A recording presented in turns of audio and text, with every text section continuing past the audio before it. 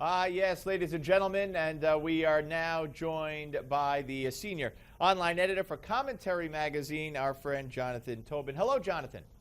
Hey, Steve. Great to be back on with you. Well, thank you for coming back. Appreciate it. All right, we have three great topics to talk about here, and the first one, of course, is Lois Lerner, and we've been discussing her quite a bit with congressmen and others here today. You say, or you ask the question, what's to be done about Lois Lerner? And of course, a lot has been done, at least in two committees. We had her recommended to the Justice Department for criminal prosecution or possible criminal prosecution, and yesterday held in contempt of Congress, at least voted on by the Oversight Committee. So what is to be done with Lois Lerner from here?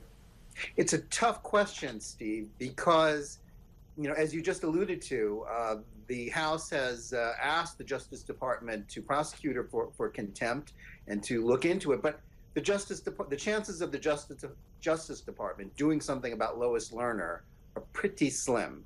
For a year, they've had an investigation going on the IRS scandal itself, and we all know that nothing has come of that, and nothing is likely to. Well, that's being conducted by an Obama campaign contributor.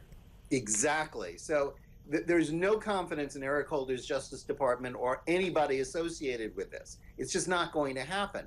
And the problem is that they're going to take their cues from the Democrats in the House, who have been loyal Obama soldiers and have resisted citing her for contempt. Really, and it makes no sense, because what she did, they wouldn't allow anybody else, no gangster, no anybody coming before the House who tried to do what she did, which is to claim innocence and then to claim her Fifth Amendment rights. It just wouldn't go. But we have a bigger problem here, is that what is the object of this investigation? Do we want to, just hammer Lois Lerner, which she deserves because she's clearly one of the key conspirators here, or do we want to find out what happened? And I have to say that unless the House committees are going to offer her immunity, we'll probably never get her to talk. And that's she doesn't deserve immunity, but without it, I'm worried, along with a lot of other people who've been following this, that we're never going to get any closer to the truth. Whether somebody told her what to do, or whether it was just that she was doing it of her own volition, which many of us don't believe for a second. But unless we let her cop a plea, we're not going to find out the answer to that question. Well, and that's hard for a lot of Republicans to swallow. No, I was going to say that, even if she gets immunity, who knows how forthright or forthcoming she'll be if she has an allegiance to the president. And of course, now we have emails that I haven't seen, but I'm told we have emails that show that Elijah Cummings had been emailing back with Lois Lerner and talking about, during getting an investigation going for himself about True the Vote, a conservative group that came under scrutiny. So that would be highly irregular and improper, and could land Cummings in a lot of hot water too. Well, it's certainly highly suspicious. I'm not confident it's going to land him in hot water because, again, we've got this partisan split, and we don't have a Justice Department or or a special prosecutor, if there is one, that is going to thoroughly investigate these things. So if the House wants to find out, or at least have a chance to find out, I think they're going to have to cut some kind of a deal with her. And I know that sticks in everybody's craw because she was just so brazen when she appeared before the House, and her record is so terrible. But I guess my point is, if our object is just to complain about Lois Lerner, let's just go on complaining. But if we want to have a chance, and I'm not saying there's no guarantee, because you're right, she could lie, but she'd be lying under oath, and then she would really be in peril. I think if we have a chance, that's the only chance of finding out what's going to happen here. Yeah, if you give someone immunity and then they lie under oath, that's not included in the immunity, I would hope. Absolutely. Then they're in big trouble. And I think even all right. Eric Holder would have to prosecute. All right. Well, let's see what happens there. Let's move on to another piece that you wrote a couple of days ago. And this was, and I've talked about this, and this was so priceless, I guess is the best word for it, like one of those Visa commercials or whatever. There was Jay Carney telling the world, for anybody who would listen, and I give some of the media credit because they asked about this and then they reported on it actually, and I never thought they would, telling the world that this whole 77 cent, or in the case of the White House, 88 cents on the dollar, men, women, is just a bogus issue. It's ridiculous. It's a meaningless average, and there are circumstances that contribute to that meaningless average. Here's some of them, and so forget this whole issue. It's non-existent. It doesn't mean anything. That's what he said in defense of the White House being as guilty as other companies and the rest of the American business community, if they're guilty of anything. And then the same day, an hour later, the president just goes out and ignores it and makes like they never said that. So by the White House's own words, there is no issue here about this inequality in pay. The Paycheck Fairness Act is two things.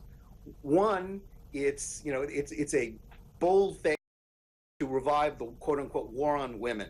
And it's using this, as you say, bogus statistic that women only make 77 cents on the dollar that men do. But those inequities are largely explained by other factors such as choice of jobs, people stopping their careers, having children, a lot of things. Now, and so it's bogus. And as you say, the White House is guilty of the same thing. And let's be honest here. Does anybody believe that Barack Obama is sitting there trying to discriminate against women in the White House? I don't believe that.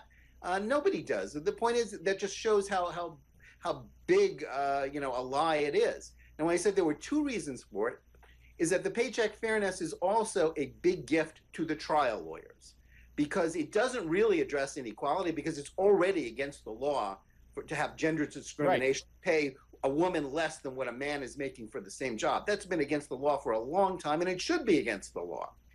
What this act does is to make it so easy to sue anybody for gender inequality on pay that it becomes an open and shut case. In other words, a company that is being sued under this law would have to prove that it's innocent.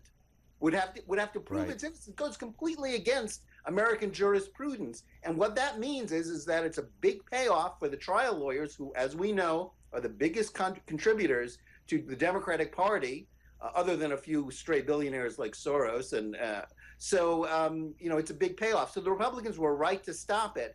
But there was Barack Obama grandstanding the day after his own spokesman was giving the same excuses that Obama won't accept, and actually made fun of on the White House lawn the day after. Incredible. Just an incredible on his part. Yes, that's exactly what I called it. I called it that exactly the day it happened. And of course, the Lilly Ledbetter Act, which also is misleading, because Obama will have you believe that prohibits the discrimination in pay, men and women. It doesn't. It just extends the period of time for which you could sue. Another gift to the trial lawyers. Yes, we only have about a minute and a half. Not fair. Not enough time to really get it. No, absolutely. But in a minute, tell me about where you think the situation with the Israelis and the Palestinians is going. Oh gosh, in a minute. Well, in a minute, it's going. The short explanation is it's going nowhere, because it was always going nowhere. The peace process that John Kerry had promoted over this last year collapsed. The Palestinians walked out. They went back to their feudal UN gambit, which doesn't do anything for them, but it allows Abbas to not make peace. So what did John Kerry do? He went before the Senate and said it was Israel's fault. Right. But the point is, these talks are going to continue anyway, because the Palestinians know they have to kind of play along to keep getting U.S. and foreign aid.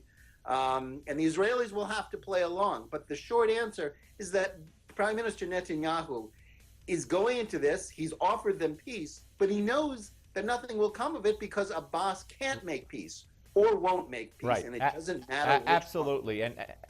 And Abbas won't recognize Israel as a Jewish state, and the Arab League will never recognize it as a Jewish state, they just said. And Kerry, the Palestinian spokesman, tells them, that's okay, you don't have to. Anyway, Jonathan, great talking to you, sir. Thank you very much for your time.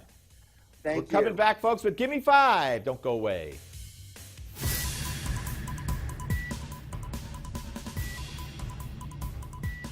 We don't just talk about the news, we talk to those making news. This is the Steve Malzberg Show.